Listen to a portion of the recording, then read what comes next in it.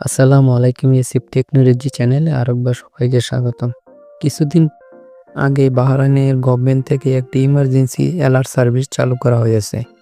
এই অ্যালার্ট সার্ভিসটি আপনার মোবাইলে কীভাবে সেটিংস অন করে চালু করবেন, এই ভিডিওতে আমি আপনাদেরকে তা দেখাবো। প্রথমে আপনারা আপনার মোবাইলে সেটিংসে চলে যাওয়ার পর উপরে লিখবেন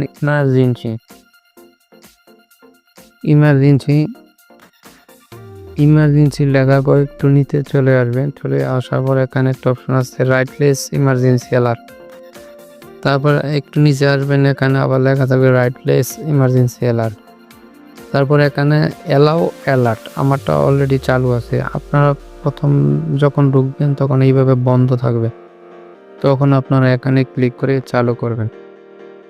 বাস, আপনার মোবাইলে ইমার্জেন্সি অ্যালার্ট সার্ভিস চালু হয়ে গেল। ইমার্জেন্সি অ্যালার্ট সার্ভিসটা হলো বাহরাইনের যে কোনো পরিস্থিতিতে আপনাদের মোবাইলে এই ইমার্জেন্সি অ্যালার্টটা চলে আসবে আপনাদেরকে সতর্ক বা সচেতন করার জন্য।